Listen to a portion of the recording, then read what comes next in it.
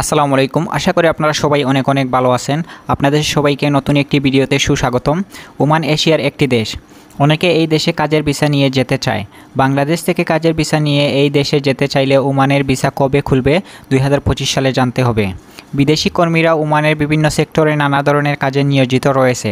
বর্তমানে প্রবাসীদের জন্য এই দেশে কাজের অবস্থান খুব একটা বেশি ভালো না। এই দেশে কাজের ভিসা নিয়ে যেতে চাইলে আজকের এই ভিডিওটি শেষ পর্যন্ত দেখবেন। তা না হলে ওমান ভিসা কবে খুলবে আপনারা বিস্তারিত জানতে পারবেন না। ওমানের ভিসা কবে খুলবে 2025 সাল। বর্তমানে ওমানের কাজের ভিসা পুরোপুরি বন্ধ রয়েছে। ওমানে অতিরিক্ত প্রবাসীর কারণে বেকারত্বের হার বৃদ্ধি পেয়েছে। অনেকে এই দেশে যাওয়ার পর দীর্ঘদিন বেকার থাকে।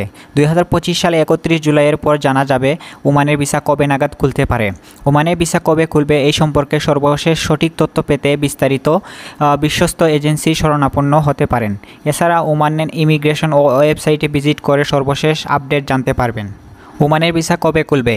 বর্তমানে ওমানের সকল ধরনের ভিসা বন্ধ রয়েছে, তবে খুব শীঘ্রই আংশিকভাবে চালু হওয়ার সম্ভাবনা রয়েছে। তবে অতিরিক্ত বেকারত্বের হার বেড়ে যাওয়ার কারণে ওমানের প্রবাসীদের অনেকে কাজ খুঁজে পাচ্ছেন না। অনেকে বিভিন্ন ধরনের অনৈতিক কাজে জড়িয়ে পড়তেছেন। বর্তমানে বাংলাদেশ থেকে ওমানের কাজের ভিসা কিংবা ট্যুরিস্ট ভিসা নিয়ে এই দেশে যাওয়ার কোনো ধরনের সুযোগ নেই। 2023 সালের অক্টোবর থেকে ওমানের ভিসা পুরোপুরি বন্ধ রয়েছে। অবৈধ প্রবাসীরা বৈধ হলে কিংবা নিজে ফেরত গেলে নতুন করে কাজের ভিসা চালু হতে পারে। ওমানের বর্তমান অবস্থা। ওমানের প্রবাসীদের বর্তমান অবস্থা খুব বেশি ভালো নয়। বেকারত্বের বৃদ্ধির কারণে প্রবাসীরা বিভিন্ন ধরনের অবৈধ কাজে জড়িয়ে পড়েছে। অধিকাংশ বাংলাদেশি প্রবাসীরা হতাশাগ্রস্ত হয়ে পড়েছে, কারণ বেশিরভাগ প্রবাসীরা অনেক কষ্ট করে অর্থ সংগ্রহ করে প্রবাসে যায়। কেউ হয়তো ঋণ করে, কেউ হয়তো বা জমিজমা বিক্রি করে থাকে।